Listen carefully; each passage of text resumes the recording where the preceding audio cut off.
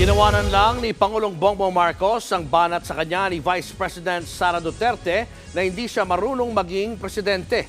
Ang relasyon naman ng magkaibigang VP Sara at Senator Amy Marcos tila nanlalamig daw. Nasa frontline ng balitang yan si Ria Fernandez.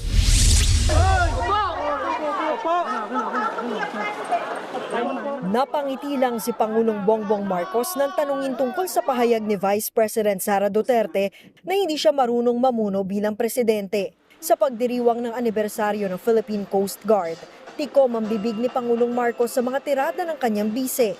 Pero ang anak ni PBBM na si Ilocos Norte 1st District Representative Sandro Marcos, pumalag na kay VP Sara.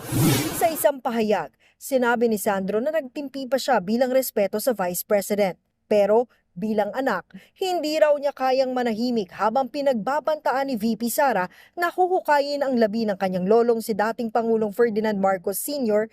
at pupugutan ng ulo ang ama niyang kasalukuyang Pangulo. Ang kakaiba raw na temper tantrum ay kinondena na ng isang bansang natatakot na sa mga naging payag ni VP Sara. Dagdag pa ni Sandro, baka raw ang paghuhuramentado ni VP Sara ang self-therapy niya pero sumusobra na raw ang bise.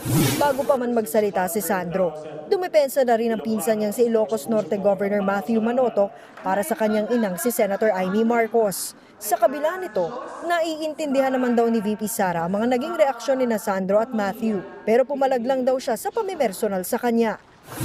Kayo ang nauna. Bakit? Because of envy and jealousy. Nilinaw rin ni VP Sara na hindi niya tinira ang kaibigang si Senator Amy. Pero hindi niya raw masabi ang tunay na estado ng kanilang relasyon ngayon. Kung friendship over na ba o pagsubok lang ito. Matapos daw ang press conference niya noong Biyernes, tinext daw ni VP Sara si Senator Amy. Pero She was cold, malamig. And then meron siyang sinabihan ng common friend namin na naiinis siya sa akin at kay BBM. sa gitna ng banta ni VP Sara na ipahuhukay ang labi ni Marcos Sr. para ipatapon ito sa West Philippine Sea, sinabi ng Philippine Army na tanging pamilya lang ng yumao ang pwedeng magpalipat sa labi ng kanilang kaanak. Nagbabalita mula sa Frontline, Ria Fernandez, News 5. Mga kapatid, Julius Babaw po. Iba na ang may alam at may pakialam sa panahon ngayon.